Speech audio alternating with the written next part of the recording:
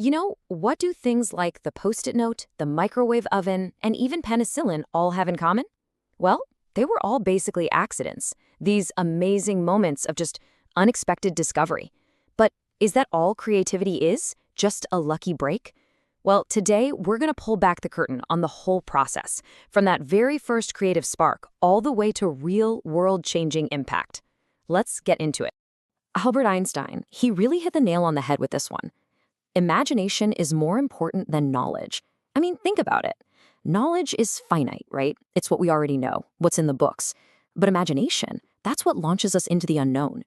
In a world that's constantly being reshaped by things like AI and automation, our ability to imagine what could be, well, that's not just a nice little skill to have. It's our most powerful, uniquely human advantage. So if imagination is the fuel, how do we actually build the engine? That really leads us to the big question we're going to tackle. In a world facing some pretty huge challenges, what does creativity actually mean? And why isn't it just for artists and inventors anymore, but a skill that's absolutely essential for every single one of us? The economist Richard Florida, he put it pretty bluntly. He said human creativity is the ultimate economic resource. And it's true. It's not a country's oil or its gold, but it's people's ability to come up with new ideas that really drives progress. I mean, everything from the software running on your phone to the complex logistics that get a package to your door overnight, all of that started as a creative solution to a problem. It really is the invisible engine of our entire modern economy. So, here's our game plan for how we're going to break this all down. First up, we'll get a really clear definition of creativity, cut through all the buzzwords. Then we're going to play surgeon and dissect the anatomy of a great idea. After that, we'll put on our architect hats and figure out how to build an environment where these ideas can actually thrive. And finally, we'll become engineers and see how we can put those ideas to work to create some real innovation. All right, let's dive into our first section. We're going to start by just demystifying this whole concept. We talk about creativity like it's some kind of magical gift, something you're either born with or you're not. But all the research shows it's not true. It's actually something way more accessible and concrete than that. And here's the first big aha moment. Creativity isn't just one single thing. It's actually a powerful trio, all working together in harmony. It's an ability that you can develop, it's an attitude you can choose to adopt, and it's a process you can actually follow. Let's take a look at what each of these really means. So first up is the ability. This is all about making new connections.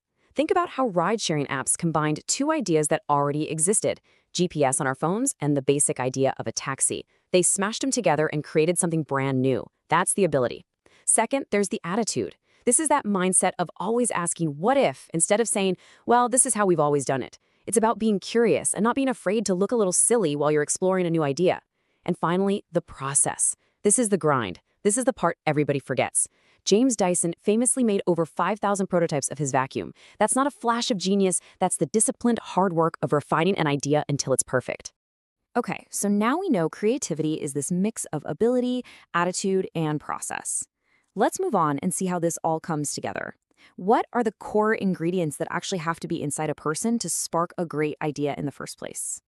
I love this diagram because it basically gives us a formula for creativity. It shows that it's not some random lightning strike. Real, sustainable creativity happens right there in the middle, at the intersection of three specific things: what you know, how you think, and why you even care. Let's break down that formula. Let's look a little closer. First, expertise. This is your toolbox. It's all your knowledge and skills. You need raw materials to build with, right? The more you know, the more cool connections your brain can make. Second, creative thinking skills. This is all about how you use those tools, how you see problems from new angles and connect things that seem totally unrelated.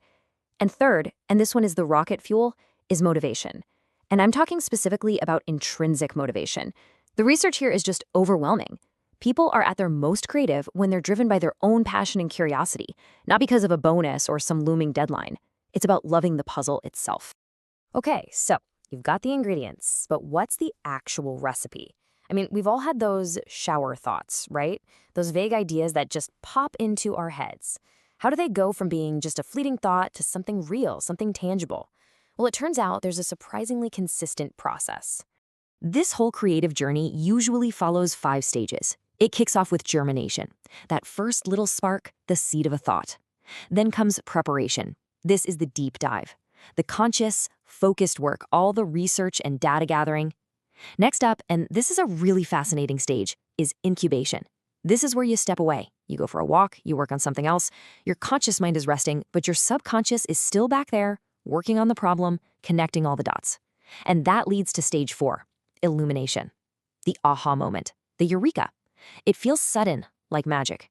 But it's only possible because of all that hard work you put in during preparation and that quiet processing during incubation. But wait, it's not over. The final, absolutely critical stage is verification. This is where you have to drag that brilliant idea back into the real world to test it, to refine it, to build a prototype, and ultimately to prove that it has value. This brings us to a really practical question. We know what creativity is and how it works for one person, but how do you build a system, a whole team, or a company that's just a true creative engine? Well, it all comes down to fostering the right environment. Just think of a creative environment like a greenhouse for ideas. You need the perfect conditions for things to grow. That means you need trustful management that gives people freedom, you need open communication so ideas can flow, and you need a real willingness to experiment. But maybe the most important thing, the one element that makes or breaks the whole thing, is psychological safety. There has to be very little fear of failure. If making a mistake gets punished, people will just stop taking the kinds of risks you need for those breakthrough ideas. So once you have that safe, creative climate, you can start using some really powerful tools.